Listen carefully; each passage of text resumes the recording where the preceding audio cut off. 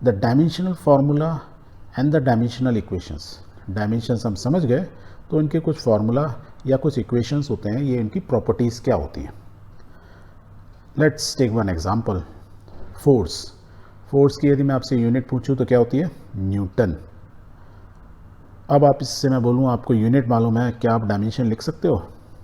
नहीं लिख सकते हो, क्योंकि न्यूटन तो हमारी बेस यूनिट में आ ही नहीं रहा, और इससे हमको ये नहीं मालूम चल रहा कि कौन कौन सी बेस क्वांटिटी से बन के न्यूटन बना है। बट हमको फोर्स का फॉर्मूला मालूम है, याद है ना, हमने पढ़ा था 9th क्लास में। फोर्स क्या होता है, मास इनटू एस्केलरेशन। मास इनटू एस्केलरेशन, तो मैं शॉर्ट फॉर्म में ऐसे लिख सकता हूँ, और एस्केलेशन को क्या लिख सकता हूँ, rate of change of velocity. तो mass into velocity divide by time. अब देखो, मेरे को मास की यूनिट मालूम है, मुझे वेलोसिटी की यूनिट मालूम है, और टाइम की यूनिट मालूम है, या मुझे वेलोसिटी का फॉर्मूला मालूम है। इसको और सिंपल कर सकते हैं। फॉर्मूला क्या हो सकता है, मास इनटू वेलोसिटी की जगह लिख सकता हूँ डिस्प्लेसमेंट अपॉन टाइम, और नीचे 2 टाइम हो गए तो t² हो गया, राइट। अब देखो, मास मुझे मालूम है, डिस्प्लेसमेंट की यूनिट मालूम है, टाइम की यूनिट मालूम है। दैट मीन्स जो मेरी न्यूटन है, मैं इसको ऐसे भी लिख सकता हूँ, या मैं यहाँ डायरेक्ट डायमेंशन भी लिख सकता हूँ। मास किससे लिखते हैं, मास को कैसे लिखते हैं, याद करो, मास इज इन किलोग्राम, और उसकी डायमेंशन क्या होती है, m। पावर क्या होगी, मास सिंगल मास है m1।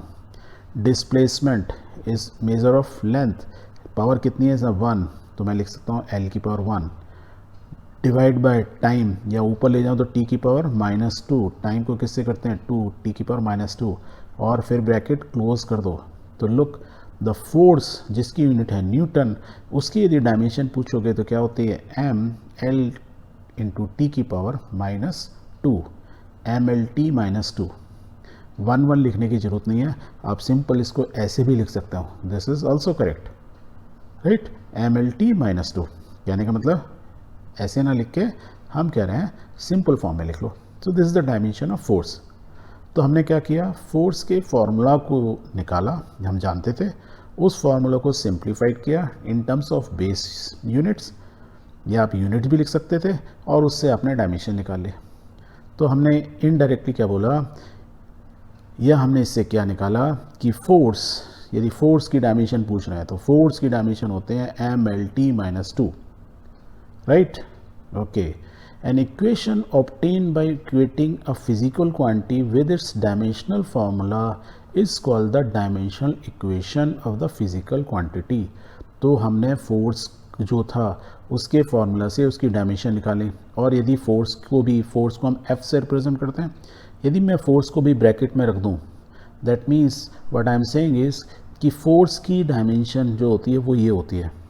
अब mlt -2 लिखूं, या मैं फोर्स में ऐसे ब्रैकेट लगा दूं, तो ये दिस इज अ इक्वेशन, क्योंकि लेफ्ट हैंड साइड और राइट हैंड साइड दो पार्ट है, so it's an equation, and such a equation is called the dimensional equation.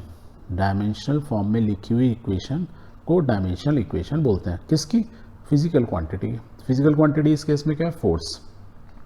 Same way में यदि मैं वेलोसिटी लिखता, तो मैं वेलोसिटी वैसे ना लिख के मैं v लिखता और ब्रैकेट लगा देता, और इज इक्वल टू ये लिखता कि वेलोसिटी की जो यूनिट होती है m0 l की power 3, oh sorry, v is a volume not velocity, this is small is a capital V, volume. तो लीटर क्यूब, सॉरी मतलब मीटर क्यूब होता है ना, तो l की पावर q t0 ऐसे लिख सकते हैं। तो this is the another dimensional equation. और कुछ होता है, यदि मैं वेलोसिटी लिखता तो स्मॉल v में लिखता, तो उसकी डायमेंशन क्या होती है, m0 lt -1। ये याद रखो, कैसे याद रहेगा, यदि वेलोसिटी की यूनिट याद है मीटर पर सेकेंड, तो लेंथ t की पावर -1, और m तो उसमें 0 ही है, तो आपको लिखना पड़ेगा, क्योंकि this is the standard way of writing. ये रो क्या होता है, डेंसिटी। डेंसिटी क्या होता है, मास पर यूनिट वॉल्यूम, मास m per unit volume. Volume क्या होगा, लेंथ की पावर -3, यही तो था, l की पावर -3, और t उसमें होता है नहीं, t की पावर 0।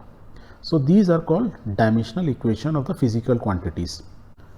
और यदि आपको और भी फार्मूलाज की प्रैक्टिस करनी है, so please refer the appendix A9 of your book, आपकी जो NCERT की बुक है, उसमें आप देखेंगे ना बहुत सारे, मैंने तो ये जस्ट सैम्पल में कुछ ले लिए, बहुत सारे उसमें फिजिकल क्वांटिटीज़ दी हैं, उनके फार्मूला दिए हैं और उन फार्मूला से उन्होंने डायमेंशन निकाली है।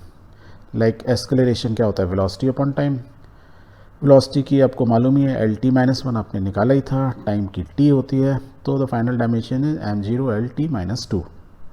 कुछ डायमेंशंस ना आपको धीरे धीरे करके याद भी हो जाएंगे और याद भी रखनी चाहिए। जैसे फोर्स MLT-2 बहुत बार आएगा ये, यदि आपको याद है तो जल्दी हो जाएगा। और आपको ये बेसिक याद है कि फॉर्मूले से ऐसे निकालोगे, आप निकाल सकते हो mass into acceleration into velocity upon time, इस तरीके से MLT, पर आपको यहाँ निकालने में ना आपका टाइम वेस्ट होगा। और कुछ बच्चे को यदि याद होगा तो ही कैन सेव से 30 सेकंड भी सेव कर लिए तो बहुत है, कॉम्पिटिटिव एग्जाम में तो बहुत इंपॉर्टेंट होता है। तो जैसे वेलोसिटी हुई तो आपको याद होना चाहिए क्या होता है, क्या यूनिट होती है, एल। जैसे यहाँ लिखा देखो वेलोसिटी डायरेक्ट, ये डिस्प्लेसमेंट हुआ है LT-1, m तो 0 ही है तो LT-1, फोर्स की MLT-2। तो ऐसे कुछ याद होंगी तो आप इजीली डायमेंशंस निकाल सकते हो। जैसे इम्पल्स का मैं बोलूँ, इम्पल्स का फॉर्मूला क्या है, फोर्स इनटू टाइम। अब देखो टाइम की तो आपको मालूम है, फोर्स की नहीं है, यदि याद होती तो आप डायरेक्ट लिखते, क्या लिखते हैं, MLT-2 इंटू टी। और टी और टी मल्टीप्लाई हो रहा है तो पावर क्या होती है, ऐड, तो -2 और +1 तो -1 रह गया, तो आंसर निकल गया MLT-1, तो आपने इमीडिएटली निकाल लिया। So these are called the dimensional formula बोलो या डायमेंशनल इक्वेशन। ये ऐसे लिख दिया तो इक्वेशन हो गई, और डायमेंशन को हमने पूरे डायमेंशन, ये खाली डायमेंशन हुई, और डायमेंशन को स्टैंडर्ड फार्मूला में लिख दिया तो डायमेंशनल फार्मूला हो गया। वेरी